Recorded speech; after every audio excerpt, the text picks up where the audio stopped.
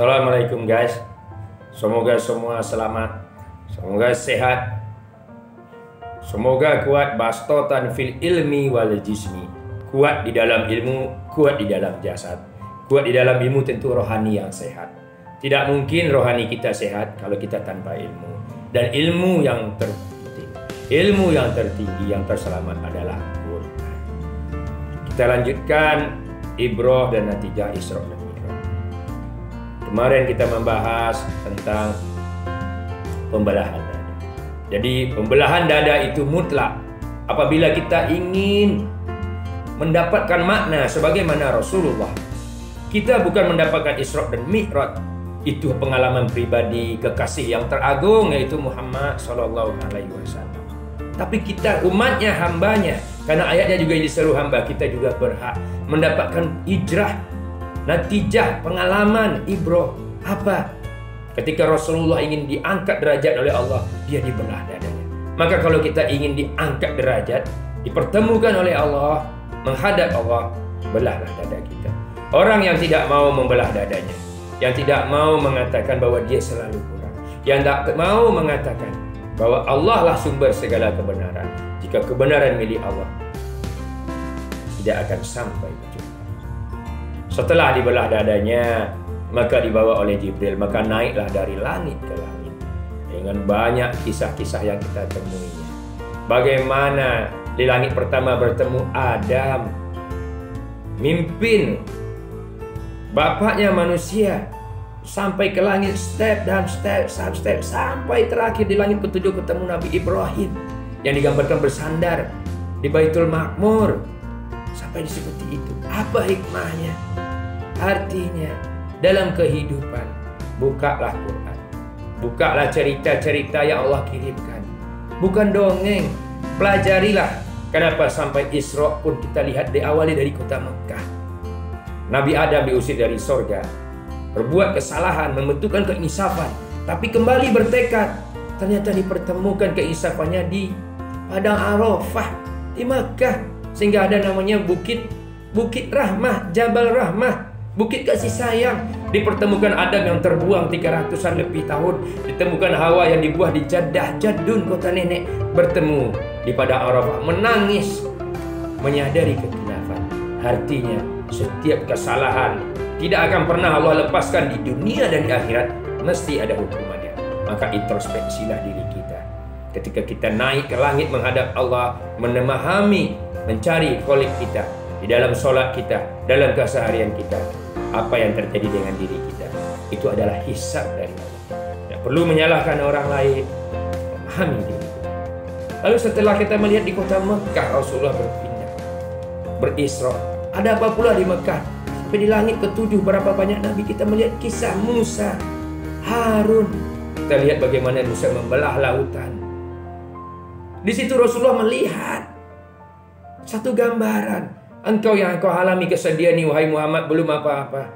Engkau belum sampai berlari ke Laut Merah, lalu tertutup lautan itu dan diselamatkan Allah. Lihat bagaimana Musa membelah lautan, menyelamatkan kaumnya. Maka Rasulullah pun memberi jadi semangat. Dia akan melihat Nabi yang lain, melihat Nabi Ibrahim.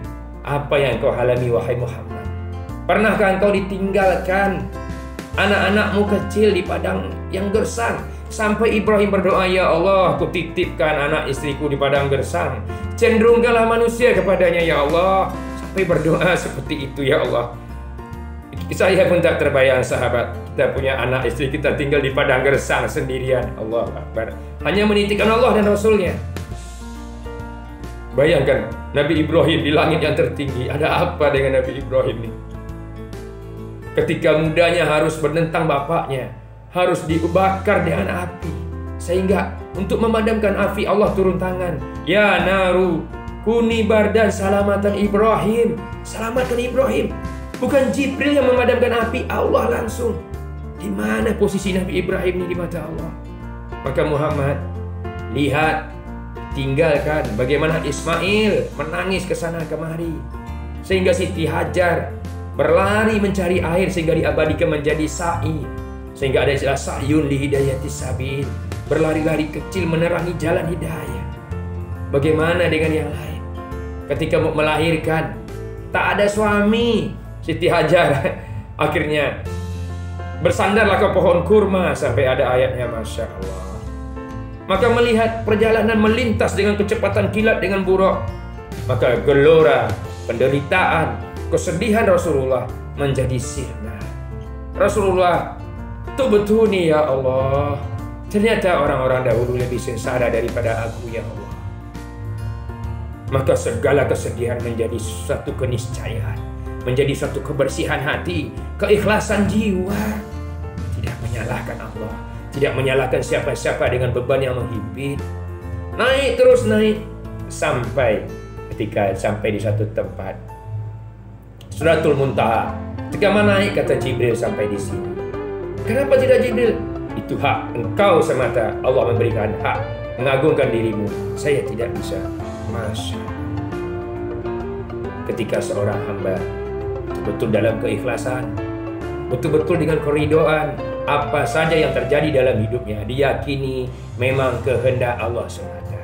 Apapun yang dia coba buat, jika Allah sudah memutuskan, maka dia harus terima ikhlas, tidak protes, tidak menentang, tidak mencerca.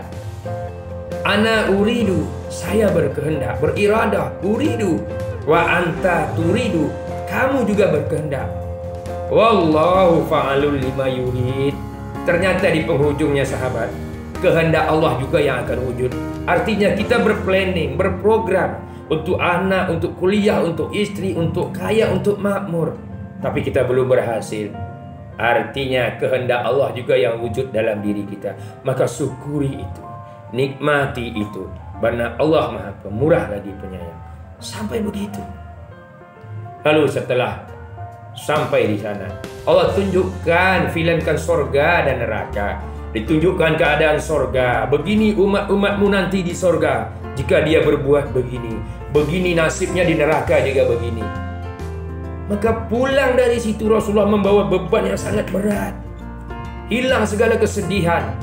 Tak ada gunanya Muhammad bersedih, tak ada gunanya Muhammad berduka. Kenapa? Aku lagi sedih kalau umatku masuk neraka seperti dalam video. Orang yang berzina, yang berjudi, yang bergoyang-goyang, yang tidak ikhlas, yang membabi buta, yang ikut-ikutan tanpa dasar ilmu. Aku tak akan mungkin membiarkan mereka.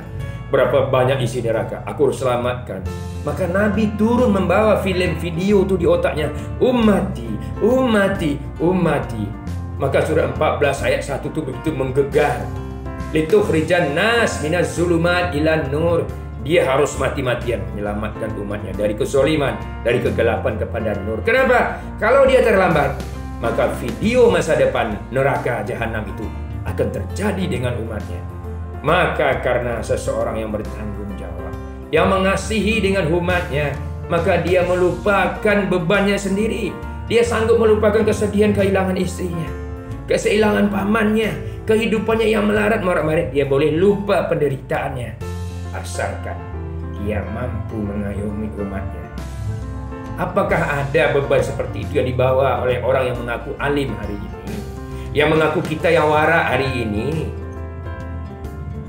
Kalaulah semua orang alim yang mengaku alim, yang mengaku motivator, yang mengaku ulama, yang mengaku ustadz, yang mengaku orang pilihan Nabi, pilihan Allah, membawa beban itu turun ke umat, niscaya kemiskinan Indonesia disirna, niscaya perzinahan, perjudian hancur. Tapi tidak ada yang membawa beban itu. Semua membawa misi pribadi masing-masing. Maka Rasulullah turun dari Isra Mi'raj dengan tekad yang membaca, api giroh yang tidak akan padam. Inna sholati wa nusuki wa mayahya wa mamati lillah. Sesungguhnya sholatku, hidupku, matiku bagi. Jadi bukan lagi sanggup mati demi Islam, hidup demi Islam. Aku harus hidup, Muhammad tak boleh mati dulu, harus selamatkan umatku dulu. Begitu. Bagaimana kita hari ini? Gunakan sains dan teknologi kita, gunakan insinyur kita, doktorandus kita, kedokteran kita. Apa yang kita gunakan untuk menghidupkan Islam? Ataukah kita akan berkata, ya itu tugasnya orang alim, atau tugasnya Allah? Allahu Akbar. Semoga kita semua selamat mendapatkan pelajaran ini semua. Salam.